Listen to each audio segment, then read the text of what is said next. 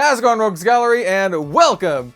You know me, I really enjoy checking out new upcoming indie TCGs every now and then, especially if I think they are really interesting or doing something new or just exciting in the TCG industry. And today, well, we have another one to share with you. We're going to be talking about Chrono, a mech building card game, sort of. I would liken this game more towards something like Armored Core than something like Gundam, but hey, if you like big robots like Gundam, this is one of the pilots, and here we have some of the big robots in question, even this core that can become like overclocked. Then I think this is something you might be interested in. If you're like me, just kind of like maybe getting back into your mecha roots, because I've been, diving back into all things anime, sci-fi, mecha themed with Gundam, and I've been, replaying through Armored Core and just having a blast with that kind of stuff. I think this is something that you might want to check out. There's not a lot of sci-fi TCGs on the market, and even more so, there's not a lot of mecha TCGs on the market. There's the upcoming Gundam game and, well, potentially this one. So in today's video, we're going to kind of like talk about what this is, a little bit of like how the game works, and to see if it might be something that you are interested in. This game is one that is coming up on Kickstarter, or depending on the time that you're watching this, might be in Kickstarter currently, or has already finished the Kickstarter. You know what?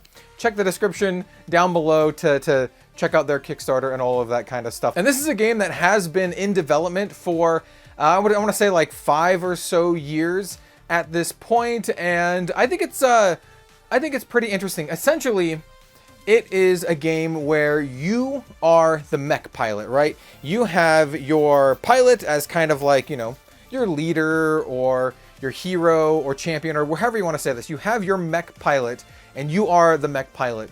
And then you essentially build up your mech. You have parts for your mech. So here is the Tiamat visor. We have the Tiamat core here. Here's an Aegis, which is a shield. We have the Leviathan, which is an axe type weapon.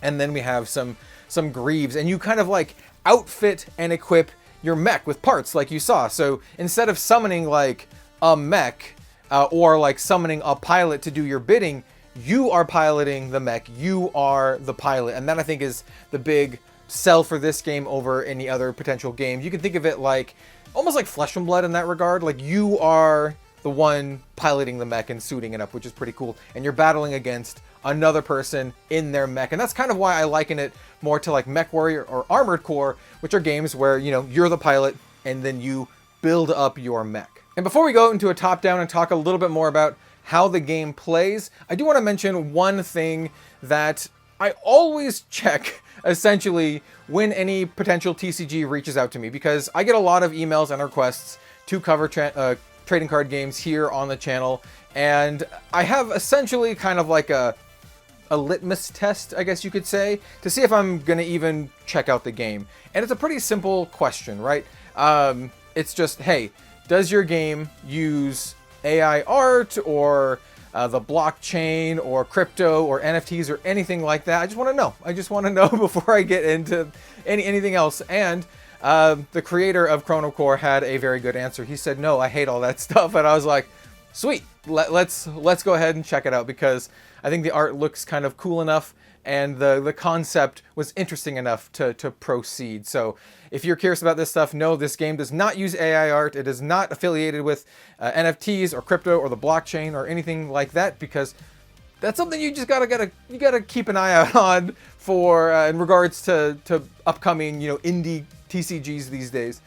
If you're into that stuff, hey, no judgment. That's fine. You can be into that kind of stuff. But for me personally, it's stuff that I would like to avoid. So that is one of the questions that I always ask. And yeah, we'll talk about the art as well. I do have some feedback on the art. Generally speaking, I think it's pretty good, but I do have some general feedback, and we'll talk about all that kind of stuff as we progress. So without further ado, let's go into a top-down and dive into Chrono.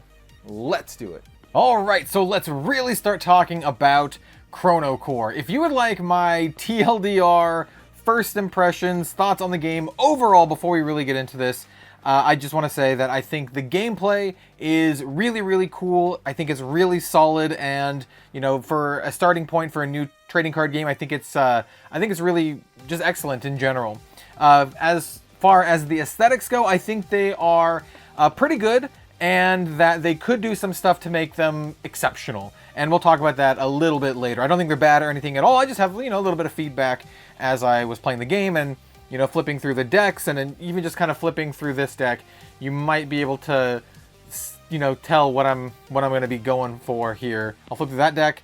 Let's flip through this deck, and you can maybe see some similarities between them. But yeah, let's talk about Chrono Core and the mechanics and, you know, everything. So let's get to it. So this game has a really, really interesting deck building feature, or maybe some restrictions, as you can say here. So I'm going to go ahead and pull these two cards up, and here we have Etienne Wasu, and we have the Pegasus Core. Now, these help determine what our deck building restrictions are, and I think it's really, really interesting here. So we have Etienne Wasu, who is our pilot. This is the character that represents us, and, well, Etienne can pilot medium-sized mechs. Yes, this has a, I'm going to call it weight class, but it has like a size class, and that, you know, helps determine what kind of core you can have.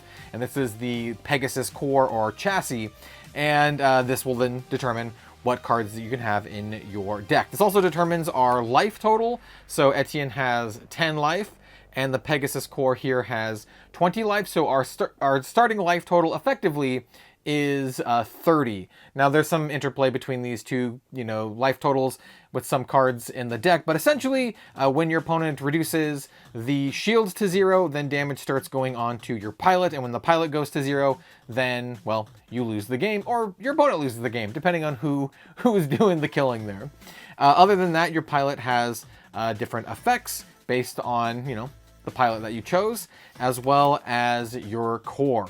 One really, really cool thing about the core is that each core can overclock. And when you overclock, the core flips over to its overclock side and gains new abilities, which I think is really, really cool. Every single core has a different requirement for overclocking. A lot of these ones here have kind of the same requirement because they're kind of like base level cards. It says overclock if your shields are at 0, or when you play a Mark 4 card, and we'll talk about that in just a moment. But when you do that, then you overclock, and you get access to more powerful abilities, like, you know, being able to regenerate, which restores some of your shield, which I think is really, really cool. Other than that, once you have dictated what your pilot and what your core are, that means now you can have medium-sized mech pieces in your deck. You also start the game with some weapons, as well as some different mech pieces as well. You have a visor, gauntlets, and greaves.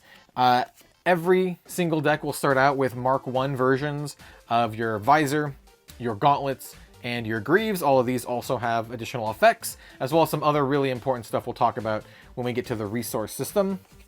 And then you also start out with either 2 one-handed weapons or a 2-handed weapons, and this is going to be how you mostly do damage in the game. Now we mentioned the Mark 4 cards for the actual core and the chassis, and that's really, really important, and I think it's a really, really cool deck building restriction. You can only have, and I probably should have pulled these out ahead of time, you can only have one Mark 4 weapon and one Mark 4 equipment in your deck at all. So that's kind of something you need to pick and choose which Mark 4 cards you're going to have in your deck. And these are going to be some of your most powerful cards, like this Longsword of Betrayal. It's a heavy 7-cost card, but it attacks for 5, which is pretty sweet, and it has some pretty powerful effects. Same is true for these Pegasus gauntlets, which is really, really cool. And as you can see, I did mention that this is a medium-sized mech. We also have heavy here. So for the demo decks that they sent me a heavy, medium, and light. So you have all 3 ranges of weight class here. We have our heavy mech pilot, Romulus Arnok, in the Tiamat. And then here's the overclocked version of the Tiamat if you'd like to see. It looks really cool. And then, of course, we have our starting pieces, as well as, well, rather, we have our Leviathan Aegis, so that he's like an axe and a shield, as well as our starting pieces, and then, the rest of the deck.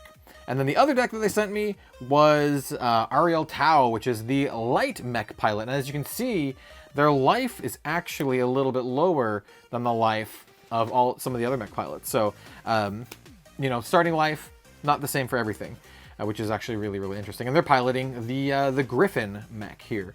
And we can see the core, Greaves, and all this kind of good stuff. They have a two-handed ranged weapon for their particular build. And as you can see, we'll flip through these real quick. Yeah, you can see like some of the other art and the cards, and some of the art looks really nice. Like this Heaven's Gaze looks really, really cool. Yeah, so that's kind of like the basic, super basic gist of it. We're going to start talking about everything from the resource system to a special, really interesting draw mechanic where you can, well, basically draw 2 cards sort of per turn. So let's set these aside and let's start talking about how you actually play the game. And then we'll talk about, some of the aesthetics and kind of cap it off here. So essentially the game is played as a game where you have your mech, you build up your mech over the course of your game, and then you attack your opponent with your mech with your weapons. You have other cards here to, pump up your mech. You can get new, here's a Mark IV Longsword of Betrayal, like I mentioned. You can use cards to, increase the power of your mech. You can use cards to support your mech. So this is just a support card here, or cards to like augment pieces of your mech. It's pretty simple when it actually comes down to it, because you're just like, hey, I'm going to attack with my weapon, and your opponent's like, okay, I'm going to do a counterattack kind of deal. But it's all about how you go about that and all of the interplay in that. So you know what? Let's talk about the resource system, because I think the resource system is really, really unique. So essentially, we're just going to call it resource. I think it's officially called like Core Charge or something like that. But it's not a game where you get like 1 per turn or you have mana or anything like that. It's a game where your mech, which makes sense, dictates the amount of energy you have or the amount of resources you have. So when you start the game, you have these 3 pieces in play, or rather, you have 3 Mark I pieces in play. And you can designate what card is a Mark I card by this number right here. And your Mark I cards, both your equipment and your weapons, they can't be removed, they can't be destroyed. You just have access to these at all times. But what's really important about your equipment is that they dictate your maximum number of resources. So this has a little +1 here. Well, rather, they all have a little +1 here. So when you start the game, you actually have 3 resources to play with, and that refreshes, of course, every single turn. The second turn player gets a 1 bonus resource just for that second turn. Then they don't get it, in subsequent turns. So this means you start the game with 3 resources, and you can use those resources to play other cards, like this maintenance hanger, which is going to sit around in our support area. So we have our equipment area here, and then we have our support area.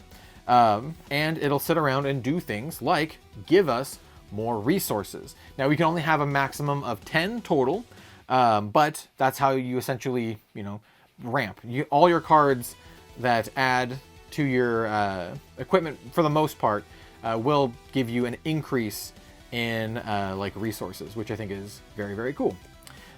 Really unique resource system, and I love seeing TCGs do kind of like interesting stuff with this. You also have other cards, this has an on-play effect that heals you. You can activate it during your main to draw a card. This card's actually really sweet, I think. So yeah, that's kind of the resource system. I think it's really interesting. The official playmat, which we'll show here, does have a little track at the top, so you can keep track of your core charge, so your resources and how much you've spent and all that kind of good stuff. In order to attack, so combat, you basically have to use your weapons for the most part, at least so far that I've seen in these demo decks. So if you wanted to attack, you'd be like, hey, I'm going to attack with my Longsword of Betrayal. The attack for your weapons is in the top corner, the same place that the charge would be on your equipment cards. And you just attack, right? When you attack your opponent, if your attack has, let's pull one that has an on attack effect. If your card has an on attack effect, we'll just use this big. Well, no. We'll want to use one that has a reminder text. So let's go find. Here we go. We have this is a Mark III one, still pretty powerful. Shard of Destruction. So this is attacks for 4, and it has an effect, right? So you can pay 2 here, activate main, Firewall. This says shut down an opponent's counterattack or playability for the rest of the turn. That seems pretty sweet. That seems pretty sweet. You just activate this during main. That's different than on attack, like the Longsword of Betrayal, which says on attack you can pay 1, and then it gains Quantum Blow and Short Circuit 2 for the attack. This card here does not have reminder text on it, but almost every other card does. I think just the Mark IV cards don't have reminder text, but I really like that they put reminder text for all of the keywords on all of the other cards here. So we have this one that has a counterattack with Rootkit and then reminder text. And here we have Orbital Devastation, which is a support card that has an on-attack effect. I generally think this is just really good game design, because I see so many new TCGs these days come out and they just have keyword after keyword and abilities, and you have to like pull out a manual and sift through it all trying to memorize what everything is. And I think this just has a fundamental understanding of trading card games and how trading card games are played. And I very much appreciate that. And I think it's a good signpost that the devs for this game kind of know what they're doing, at least, initially at first glance. So that's really great. And like this one is kind of a great example, right? So this is Longsword of Betrayal. This is Mark III. This one does have an on-attack effect. So on attack, it costs 2 here.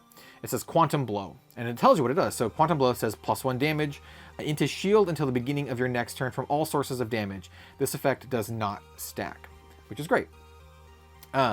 So yeah, I very much appreciate that. So when you do an attack, so say I'm going to attack with my Longsword of Betrayal, right? So you have your Longsword of Betrayal out here.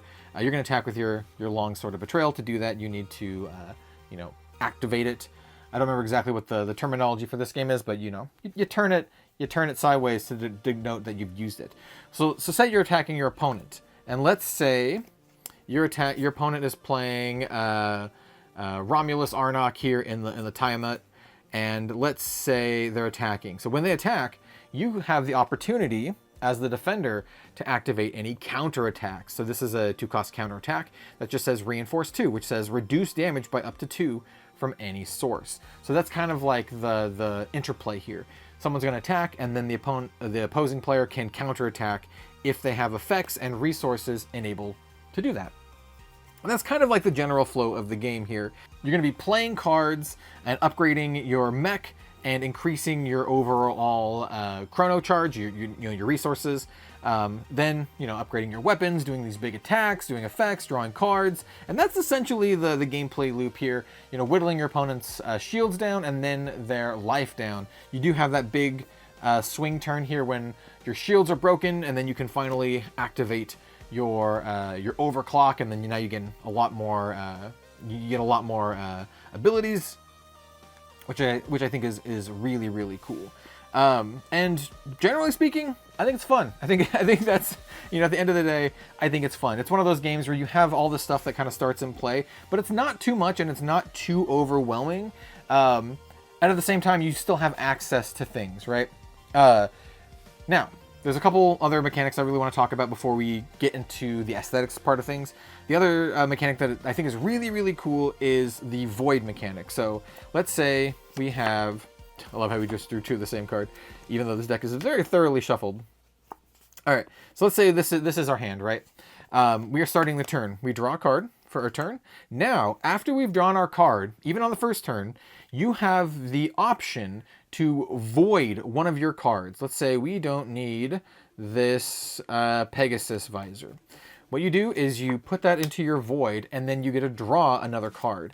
And I really like this mechanic because it essentially gives you more or less 2 cards per turn, and it really helps smooth out your hand. So if you have something that's a high drop card, if you have a duplicate of something that you don't need another copy of, you can void it, and then draw another card. Now, there's not a ton of uses for the Void at this point in time, or at least not that I know of.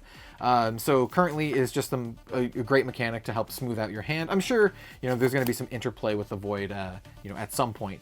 But yeah, I think it's really interesting. I think it's cool, and I love games that let you draw multiple cards per turn just as part of their core mechanics. And the other mechanic that I want to mention is that some cards, not any that I have in hand, but some cards have effects that let you play them face down. Yeah. They'll let you play them face down. And then they have on reveal effects. So you can, you know, play them face down and then flip them face up, and then you get their on reveal effects, which I think is really, really cool. So you can kind of have like this sneaky kind of thing where you can, you know, have kind of like traps, but not really like traps. Well, maybe they are kind of like traps. A lot of these have draw card effects, which I think are really, really good. So yeah, I do dig that aspect of the game quite a bit. All right, so I think that just about covers it for the overall mechanics of the game. And like I said, I think they're really good, and I think they're a lot of fun, and I think there's a lot of room to grow here with additional mechanics. I think these starting kind of like demo decks that they sent me played pretty well among, you know, all of them. I haven't played too much, but just enough to kind of get an idea of what's going on here.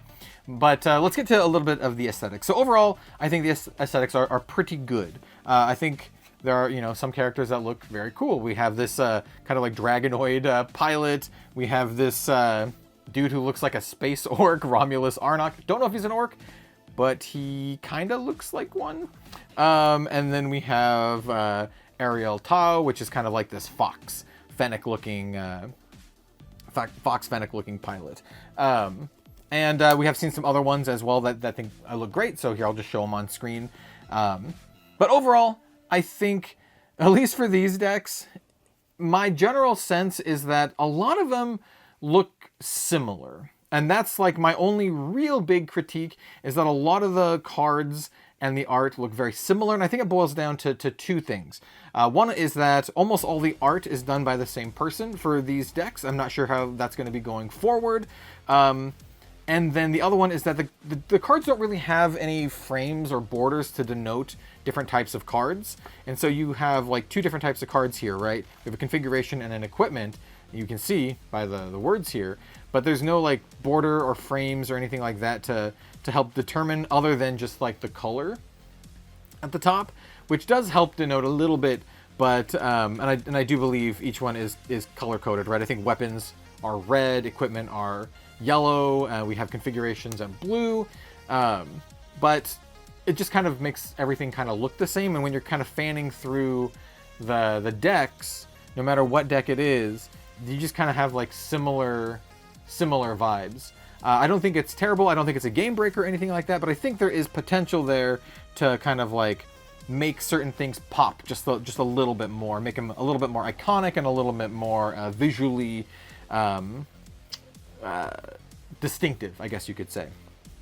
And then, but with that said, they are doing some really cool stuff. So here's some other images that I think look fantastic. I love like this sketch kind of vibe and like the extended full art. And I think there is room, like I mentioned, for this to be excellent, to be really, really good. I understand these are just demo decks, and I do want to say, as well, as part of all of this, for an indie Kickstarter project that is just kind of, you know, is not even out yet, this is a really, really good start. A lot of the ones that I've played and seen barely have all of their art to begin with, and or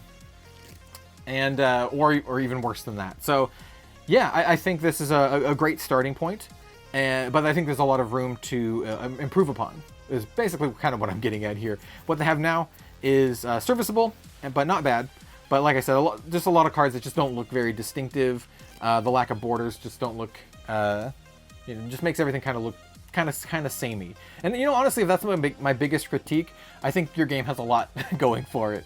So yeah, that's kind of those are kind of my overall thoughts on Chrono Core.